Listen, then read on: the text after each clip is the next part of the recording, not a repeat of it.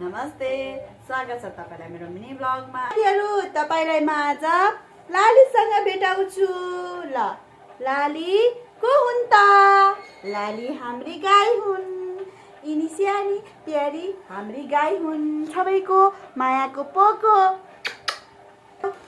ताली बजाऊ, गीत सुनेर ताली बजाऊ। मोबाइल चाहिँ पुस गरेर राखिरहेछिन्। साथसाथै हामीले चाहिँ नानीलाई यहाँ राखेर हामीले चाहिँ मुकबाङ गर्नतिर लाग्छौँ है। आज चाहिँ हामीले करेन्ट अनि सेफाली र चप आलु चपको मुकबाङ गर्न लागेको हामी दुईटा जेठानी देउरानीले।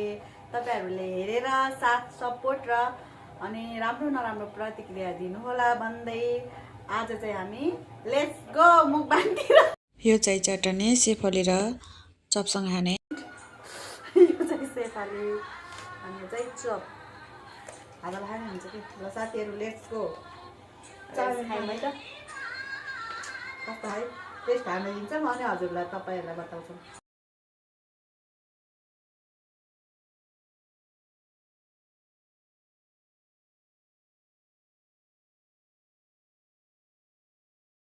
प्याज त उठेर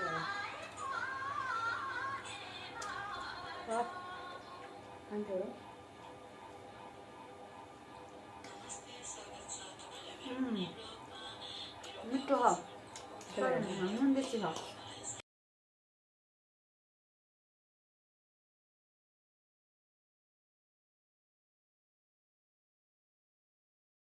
हाम्रो पछाडिको साउन्डहरूलाई चाहिँ एकदम इग्नोर गर्नु होला है। एकदम हल्ला छ, नानीहरूले त्यही माथि मोबाइल हेरिछिन् भएन भनेर है, बाहिरको हल्ला है त साथीहरु।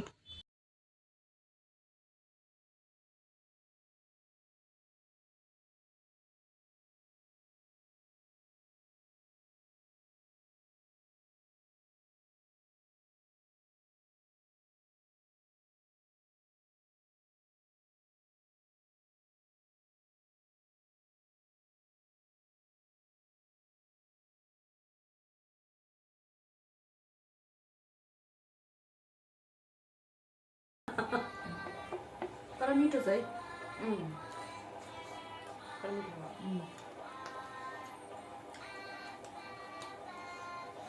नुन चम्पुर त सबैलाई मन पर्ने चिज हो।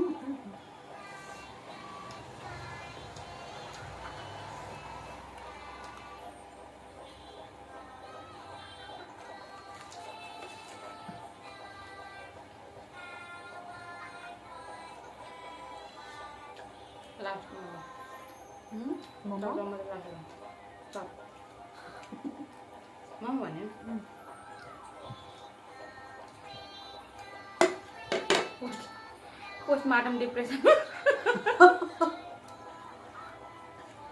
गाइस तब रियाको मम्मीले चाहिँ यस्तो डराउने होइन भनेर चाहिँ म भन्न चाहन्छु।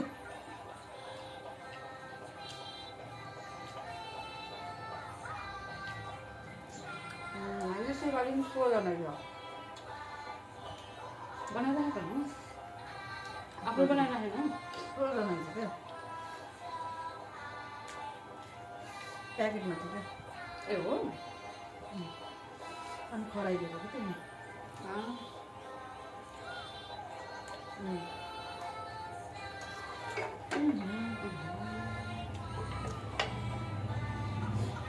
मजा दे